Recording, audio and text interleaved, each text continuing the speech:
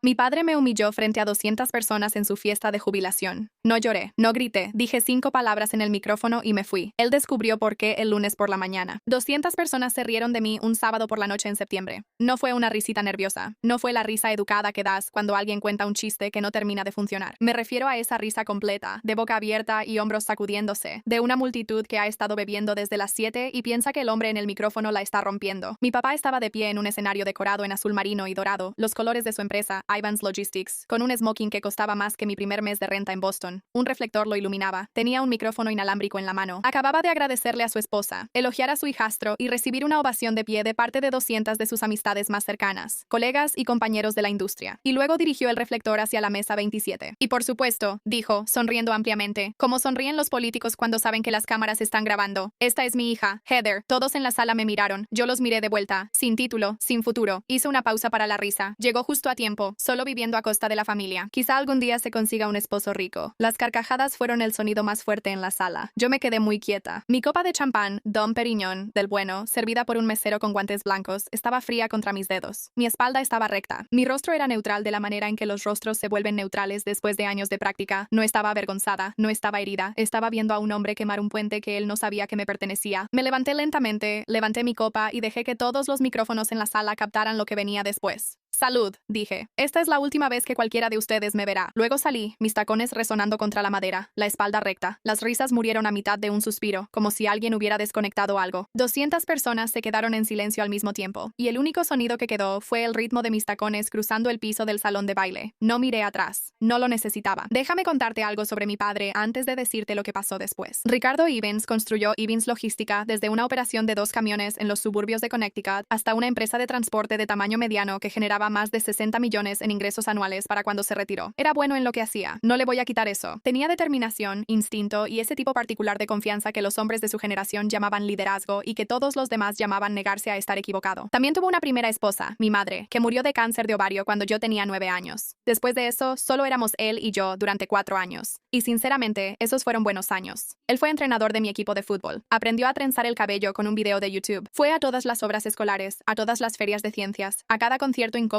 de secundaria donde yo tocaba una sola nota en el triángulo e intentaba verme seria al respecto. Y luego conoció a Linda. Linda Marsh era 3 años más joven que mi padre. Rubia, eficiente y el tipo de mujer que reorganizaba tu cocina la primera vez que te visitaba y decía que estaba ayudando. Tenía un hijo de su primer matrimonio, Marcus, 4 años mayor que yo, que ya estaba en la universidad cuando se casaron y que ya consumía oxígeno de una manera que dejaba menos para los demás. Yo tenía 13 años cuando se casaron. Para cuando tenía 17 años, entendía algunas cosas con claridad. Yo no formaba parte de la imagen familiar que Linda estaba construyendo. Marcus sí. Y mi papá, el hombre que una vez aprendió a trenzar el cabello por mí, había dejado que alguien redecorara esa imagen sin preguntar si yo todavía estaba en ella. No era cruel. Quiero dejar eso claro. No era el tipo de papá que gritaba, golpeaba o desaparecía. En algunos aspectos era peor que eso. Era el tipo de papá que cada año era simplemente menos presente, menos interesado, menos convencido, al parecer, de que yo valía la misma inversión que él estaba haciendo en el hijo de Linda. Para mi último año de preparatoria, había dejado de notar los vacíos porque los vacíos se habían convertido en todo el piso. Y luego llegó el dinero. Mi mamá tenía una póliza de seguro de vida. No era enorme, $120,000. Ella me la había dejado específicamente a mí en un fideicomiso diseñado para liberarse a los 18 años para la universidad. Mi papá era el albacea. Lo sé porque encontré los documentos originales de la póliza en una caja de zapatos en nuestro ático cuando tenía 16 años, haciendo un proyecto escolar sobre la historia de mi familia y buscando fotografías antiguas. Fotografié cada página con mi celular, las guardé en una carpeta que llamé Proyecto de Historia. Luego puse la caja de zapatos exactamente donde la encontré y no dije nada. Esperé. A los 17 ingresé a la Universidad del Noreste. Programa académico completo, no una beca. Necesitaría pagar la matrícula. Mi papá me sentó en la primavera de mi último año de preparatoria, con Linda a su lado en el sofá, y me explicó con esa voz suave pero firme que usaba para conversaciones difíciles que las finanzas para la universidad estaban complicadas ese año, que Marcus había sido aceptado en un prestigioso programa de MBA, que la familia tenía que tomar decisiones difíciles. Una chica no necesita un título para tener una buena vida, dijo Linda. De verdad dijo eso en 2011. Algún día encontrarás un buen esposo. Mi papá asintió. Yo miré mis manos. ¿Qué pasó con el fideicomiso de mi mamá? Pregunté. Silencio. La póliza de seguro de vida, la que ella dejó para la universidad.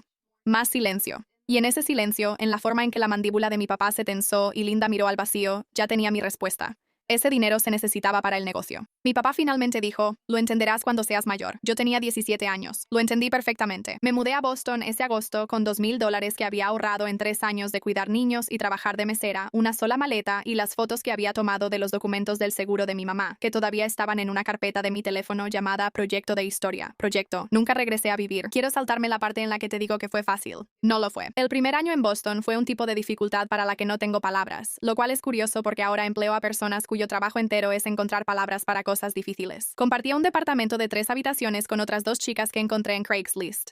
Trabajaba como asistente administrativa en una pequeña empresa de corretaje de carga en South Boston.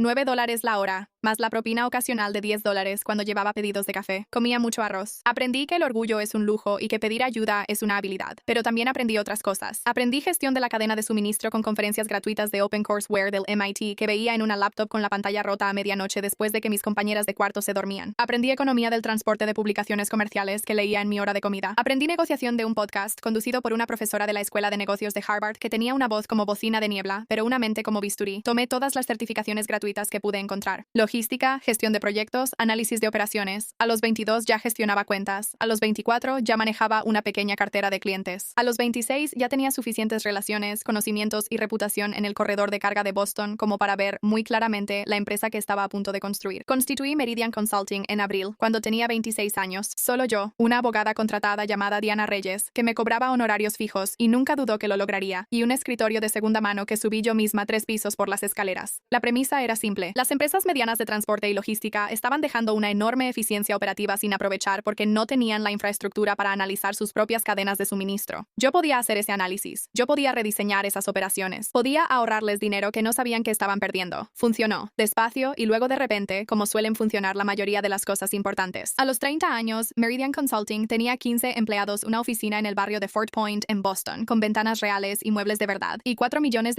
en ingresos anuales. Yo lo había construido por mi cuenta. Y 3 años antes de la noche en que mi padre se paró en un escenario y me llamó inútil, Logística Iván firmó un contrato de 5 años con nosotros. Necesito explicar por qué mi nombre no aparecía en nada. Cuando comencé Meridian, tomé la decisión deliberada de mantener un perfil personal bajo. En parte, esto fue estratégico. En una industria impulsada por las relaciones, la reputación de la firma importaba más que la de cualquier individuo. En parte, era por protección. Para entonces, ya había aprendido que la visibilidad invita a la interferencia, y yo quería construir algo que pudiera sostenerse por sí mismo antes de que alguien intentara opinar al respecto. Mi director financiero, Jonathan Brace, con 14 años en finanzas corporativas, el tipo de mente tranquila y metódica que hace que las cosas sean permanentes, se encargaba de todas las comunicaciones externas sobre contratos. Mi nombre aparecía en los documentos de constitución, en nuestros sistemas internos y en ningún lugar de cara al público. El sitio web de Meridian enumeraba nuestros servicios, nuestros resultados, nuestro equipo. Mi nombre no estaba ahí. Cuando Logística de Iván llegó a nosotros por primera vez hace 3 años, fue por recomendación de uno de nuestros clientes existentes en el corredor de carga de Connecticut. Jonathan se encargó de la presentación. Jonathan firmó el contrato. Mi padre no tenía ni idea de que la empresa a la que llamaba la columna vertebral de sus operaciones era propiedad y estaba dirigida por su hija. Y yo dejé que siguiera así, no porque le tuviera miedo, no porque necesitara su aprobación o su reconocimiento, sino porque entendía algo que él nunca entendería. La posición más poderosa es aquella en la que la otra persona no sabe que estás. Me senté en la mesa 27 ese sábado de septiembre, detrás de una columna cerca de la entrada de servicio, y vi a mi padre decirle a un ejecutivo naviero al otro lado del salón que Meridian Consulting había sido transformador para Ivins. Cambiaron la forma en que pensamos sobre el transporte de carga, dijo. Quien sea que dirija esa firma es un genio. He estado tratando de conseguir una reunión con ellos durante meses, dijo el ejecutivo. Mi padre se encogió de hombros. Nunca los he conocido personalmente. No me importa quiénes sean mientras sigan cumpliendo. Escondí mi sonrisa detrás de una copa de Dom Perignon. Marcus me encontró en la terraza a las 8:47 p.m. Recuerdo la hora porque acababa de revisar mi teléfono. Un mensaje de Jonathan preguntando cómo iba la noche. Marcus estaba en su tercer cóctel y tenía la expresión particular de los hombres que confunden el éxito con su permiso. Escuché que iniciaste una pequeña empresa allá arriba, dijo, jugando a la mujer de negocios. Se rió de su propia forma de decirlo.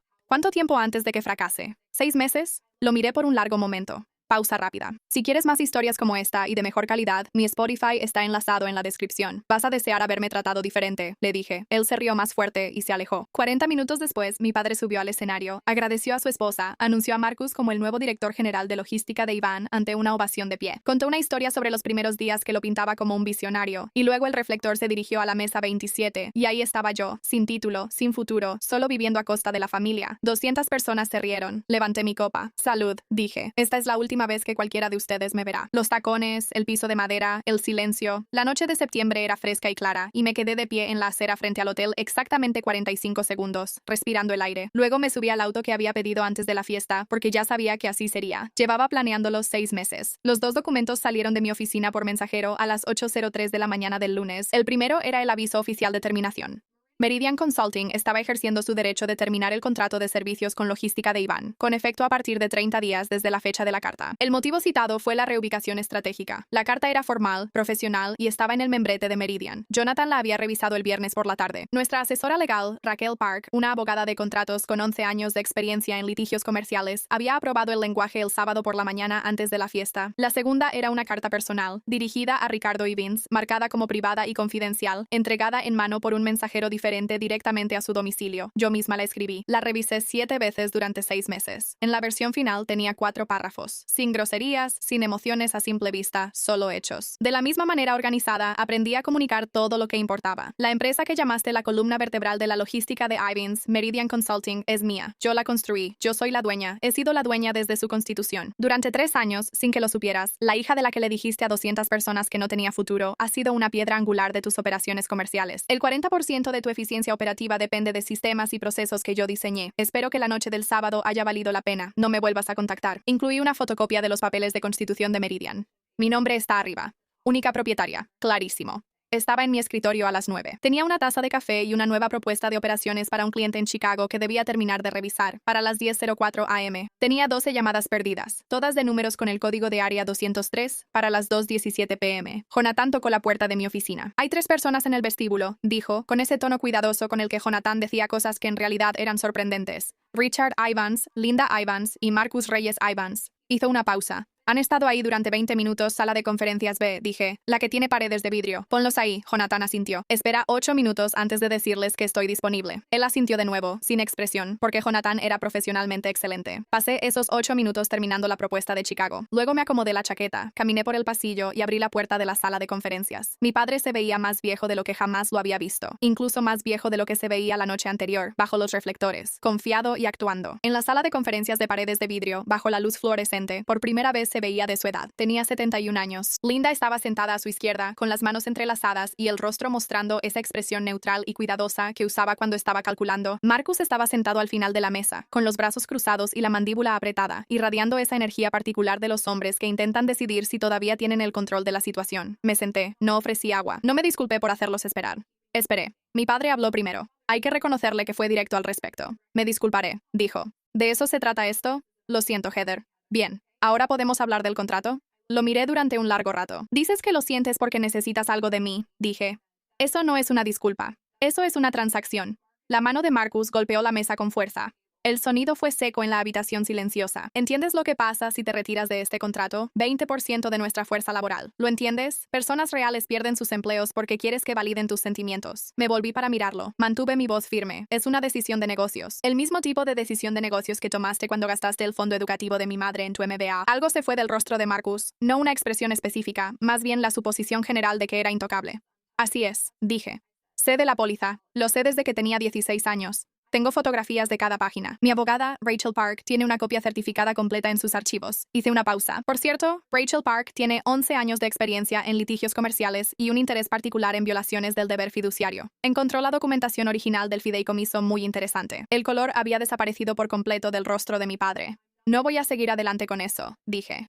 Nunca se trató de eso. No construí Meridian por venganza. Construí Meridian porque tenía algo que demostrar. Y la mejor prueba era el trabajo en sí. Me puse de pie. Pero deberías saber que lo sé, y deberías saber que lo he sabido durante 14 años, y me has estado pagando indirectamente durante los últimos 3. Caminé hacia la puerta, puse mi mano en la manija. Linda habló por primera vez. Heather, su voz era medida, precisa.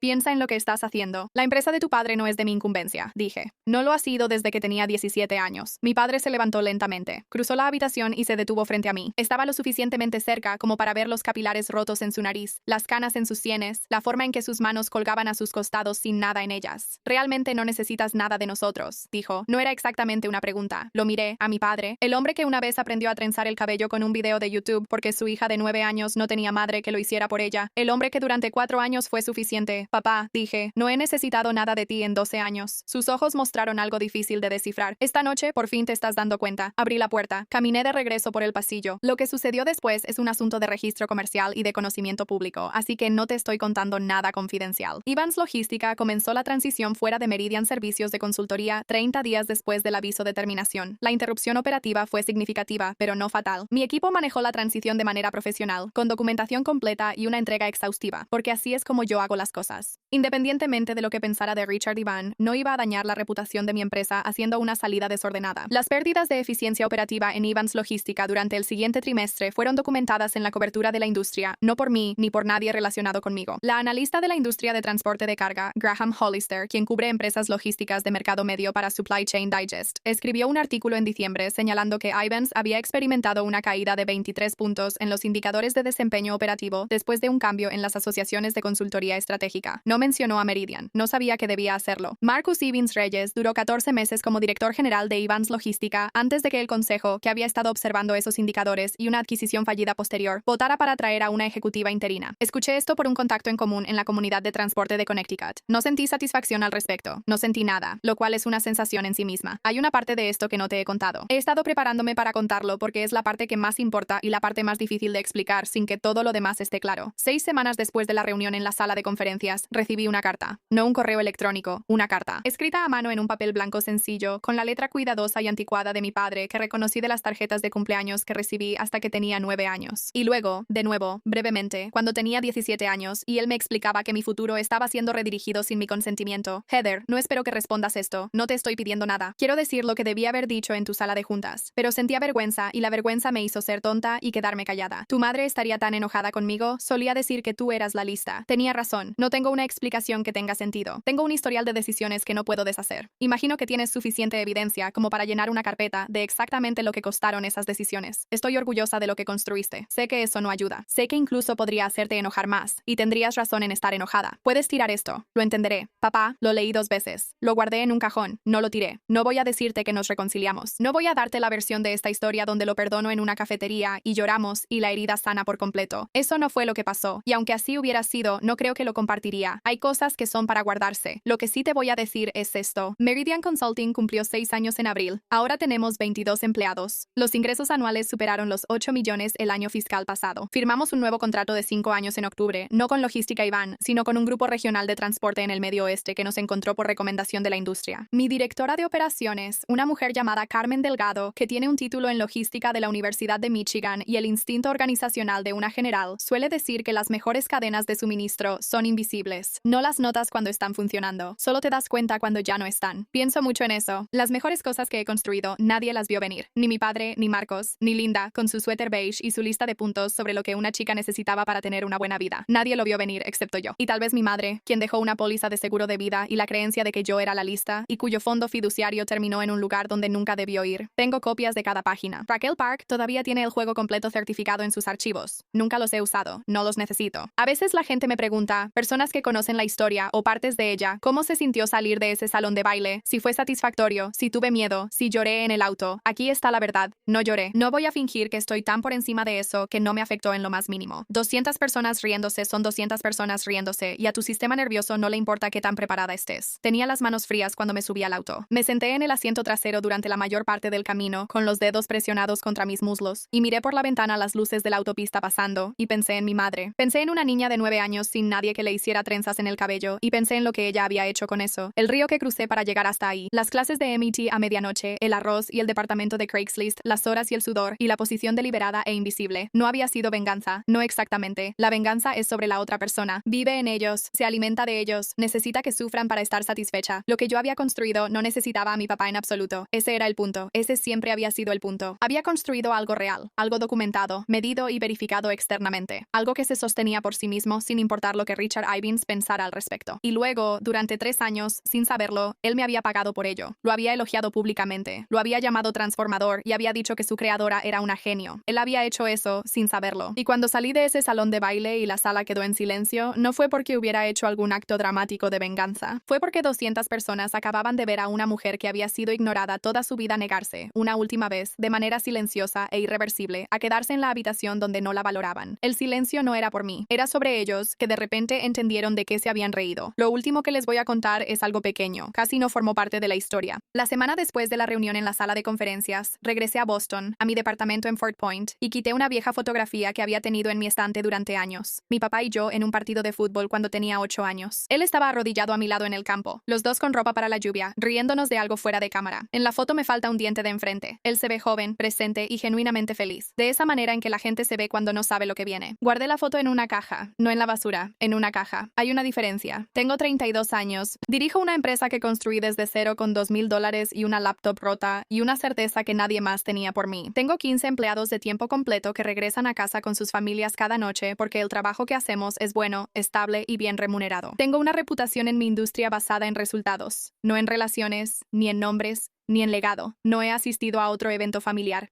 No espero hacerlo. Pero guardé la fotografía y la carta en el mismo cajón. No porque haya perdonado todo o decidido que el amor borra el pasado. No es así. Tengo demasiada documentación para creer eso. Pero porque he aprendido en 32 años que las cosas que te formaron no dejan de ser reales solo porque ya superaste el daño que te hicieron. Mi madre pensaba que yo era la lista. Tenía razón. Y las listas, las que se cortan y aprenden a cortar limpiamente, no necesitan sangrar en la pista de baile para demostrarlo. Simplemente salen, tacones resonando, espalda recta, y la sala queda en silencio detrás de ellas.